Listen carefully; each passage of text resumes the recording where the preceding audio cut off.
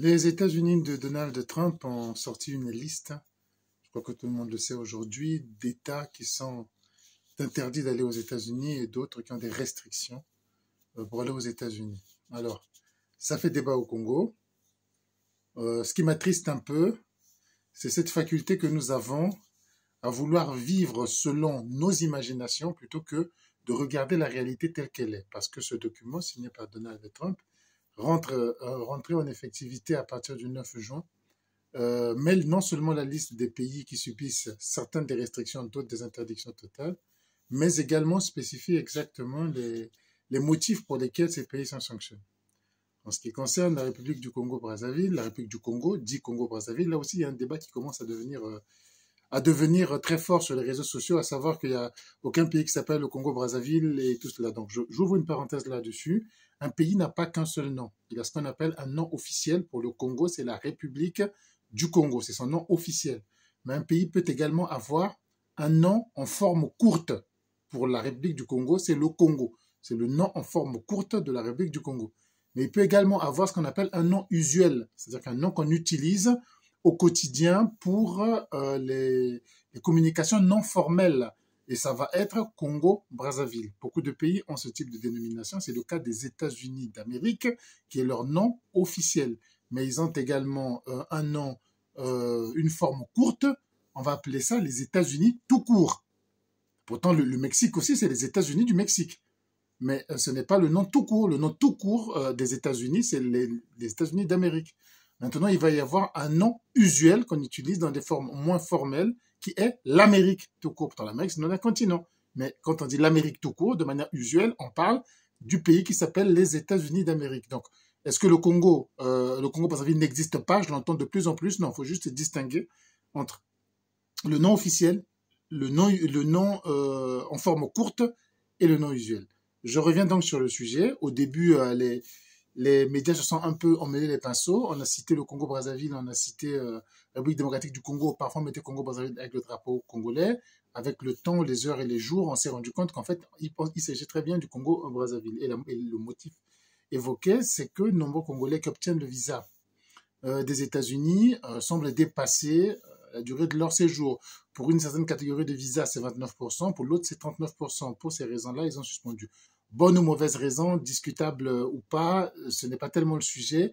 Mais le sujet, c'est qu'il s'est installé une théorie selon laquelle cette interdiction est consécutive au fait que le Congo distribuerait ses passeports, notamment à des étrangers, notamment à des Libanais.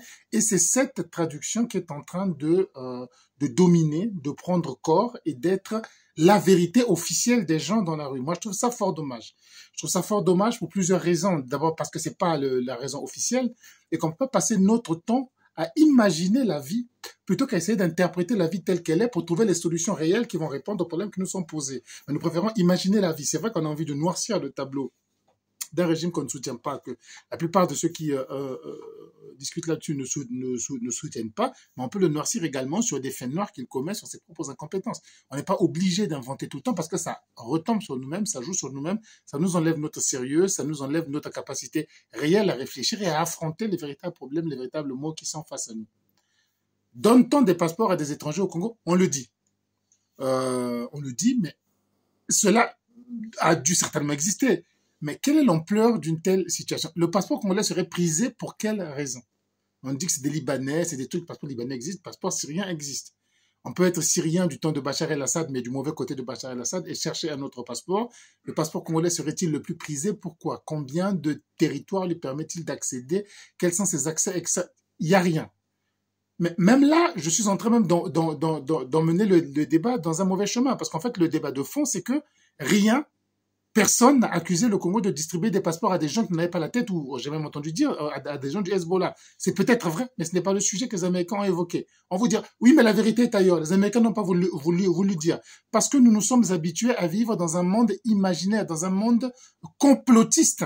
Que donc, Donald Trump, dans un complot, n'a pas voulu dire toute la vérité. Pour l'Afghanistan, il l'a dit. Il y a des problèmes de terrorisme, ça il l'a dit. Mais pour le Congo, il ne l'a pas dit. Mais il l'a pas dit parce qu'il a voulu cacher et que la vérité est ailleurs. On va vous révéler la vérité. Et c'est cet ailleurs qui devient la vérité officielle, qui est répandue, que tout le monde reprend. C'est terrifiant. C'est terrifiant. Et lorsque vous n'entrez pas dans cette espèce d'hystérie collective, dans cette espèce d'imagination florissante que les gens ont, ben, vous êtes un vendu. Mais le pouvoir vous a payé, mais c'est évident. Comment ne peut-on pas se mettre à hurler avec la meute? Comment ne peut-on pas être là, à accompagner toutes les imaginations, les inventions qui prennent corps, les réseaux sociaux deviennent forcément des réalités. Vous êtes un maudit, vous êtes un truc. Eh ben, il n'y a pas beaucoup de gens qui ont envie d'affronter ça. La plupart des gens qui comprennent que les gens sont dans l'erreur vont se taire. Il faut être un maïka pour mettre les gants de boxe et dire que non, moi, le mur, passez-moi l'expression des cons, ben moi, je vais foncer dedans. Parce qu'à un moment donné, il faut vraiment arrêter. Et c'est pathétique parce que, à cause de ça, beaucoup de gens vont m'interpeller, m'appeler, mais pourquoi tu crées pas un mouvement? Pourquoi? Mais avec qui? Avec qui? Avec des gens à qui on va présenter des choses pour dire que, voilà la situation. On a telle situation au pays, il va falloir rédiger, se plaindre à l'ONU, se plaindre dans un tribunal, faire ceci, faire cela. Ça ne va pas l'intéresser. Ce qui va l'intéresser, c'est des imaginations parce que c'est populaire dans la rue. Et vous allez être ridicule partout. Personne ne va vous ouvrir des portes, personne ne va vous prêter des sous, personne ne va vous accompagner, ne va vous aider en quoi que ce soit parce que vous vous ridiculisez vous-même. Sous le fameux prisme de tout le monde le sait. Tout le monde sait que tu es dans le déni. Mais il faut avoir des éléments pour pouvoir affirmer quelque chose, pour pouvoir suivre un chemin. C'est quand même pathétique d'arriver à chaque fois à rappeler ça. Parce que ce ne sont pas toujours, c'est des gens qui ont des positions parfois au Congo avec lesquels j'ai échangé. J'ai échangé avec des gens qui sont magistrats. J'ai échangé avec des gens qui travaillent dans des banques. J'ai échangé avec des gens qui sont des hauts fonctionnaires et qui critiquent le régime. À partir de quoi? À partir des imaginations de rue. La question de fond n'est pas traitée là. Pourquoi les Congolais qui vont en France traînent-ils? Pouvons-nous faire quelque chose? Mais c'est aussi un point d'attaque. Ils traînent parce qu'il n'y a pas d'avenir au pays. Les salaires sont bas, les postes dépendent de la soumission au régime. Voilà, ce sont des fonctionnaires qui vont souvent en mission pour des colloques scientifiques, etc., qui restent. Ce sont des éléments sur lesquels on peut attaquer un gouvernement, on peut attaquer un État pour dire que voilà la preuve que votre État ne va pas bien. Et c'est tout aussi grave, c'est tout aussi puissant, c'est tout aussi profond pour apporter également des solutions pour dire comment faire pour qu'on ait un État pour que les gens qui y travaillent soient heureux d'y être et que puissent honorer le pays quand ils vont en mission pour ne pas y rester, pour ne pas demander l'asile là où ils vont. C'est tout un débat profond. Mais je ne sais pas, les gens préfèrent l'imagination. Les gens préfèrent des choses qui n'ont absolument aucun sens. Et j'entends encore dire, toujours à ce sujet, les États-Unis ne prennent pas des décisions à la légère. C'est parce qu'ils savent que vous donnez des passeports à tout le monde et à n'importe qui. Donald Trump, depuis qu'il est là, prend des décisions critiquées par tout le monde. Il a reculé pratiquement sur tout. Il prend des décisions à gauche, à droite. Et tout d'un coup, tu vois, les mêmes qui critiquent Donald Trump commencent à trouver que Donald Trump a pris des résolutions super importantes et que, en fait, il faudrait comprendre que là-dedans, ben, il y a du sérieux. Ben non, il n'y a pas de sérieux. Quand on est opposé à Donald Trump, ce qui est mon cas, quand on pense que son comportement n'est pas correct, ben, il n'est pas correct en tout temps. Même quand il s'attaque à ton ennemi, ben, il n'est pas correct. Et l'ennemi a d'autres raisons qui fait qu'il soit ton ennemi.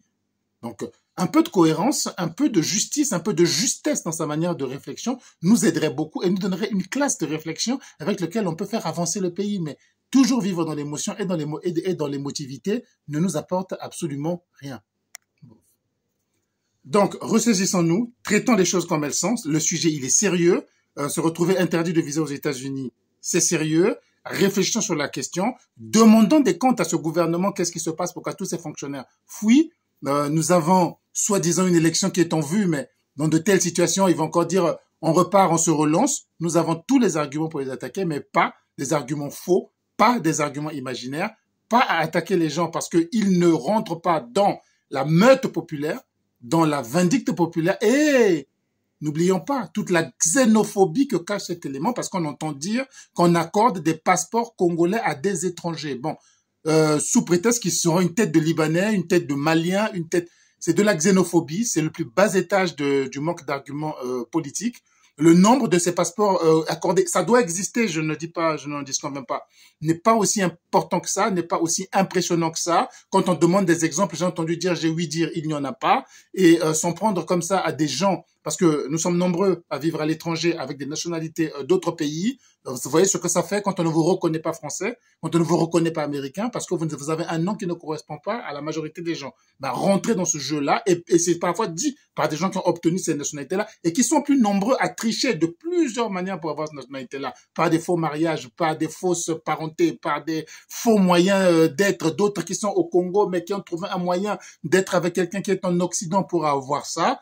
là, oui, c'est quantifiable. Il y a des dizaines de procès par an qui permettent de détecter les gens qui le font. C'est du réel. Mais là, nous avons que des rumeurs et nous nous attaquons.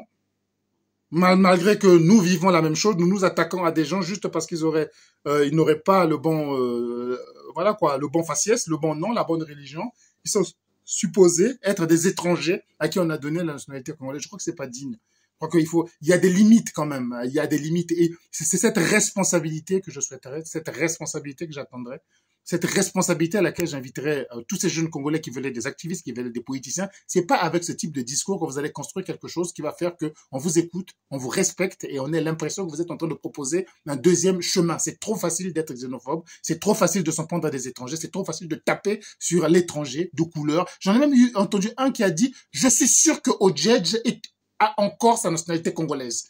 Comme s'il devait l'avoir de manière temporaire et provisoire. Et une fois qu'il a quitté le Congo pour faire du business ailleurs, il devait la rendre, la nationalité congolaise. Et la personne qui dit ça est une personne qui a une nationalité française, qui vit en France depuis des années. Je sais pas, dans sa tête, s'il rentrait au Congo pendant 10 ans, il était censé rendre la nationalité française. Est-ce que vous voyez un peu là où on en est? C'est pas digne, c'est pas honorable, et personne ne vous écoutera avec ce type de discours, personne ne vous respectera avec ce type de discours, et d'ailleurs, vous n'irez pas bien loin dans la construction d'une politique qui est basée sur la xénophobie, qui est basée par le faciès, qui est basée par le pays d'origine, qui est basée par les suppositions qu'on donnerait des passeports. Ça existe, je n'en dis quand même pas. Dans tous les pays, ça existe. Mais quand il y a une ampleur, ça veut dire qu'il y a eu des scandales, ça veut dire qu'il y a eu des passeports, beaucoup de scandales, beaucoup de passeports attrapés, beaucoup d'éléments. Là, oui, on peut dire qu'il y a un sujet, mais là, apparemment, il y en a pas, et ce n'est même pas le sujet que Donald Trump a évoqué. Donc, arrêtons un peu de nous enfoncer dans ces délires et concentrons-nous. C'est faute d'avoir des gens qui sont capables d'avoir une certaine maturité d'analyse et d'approche des dossiers que c'est très difficile de créer un véritable front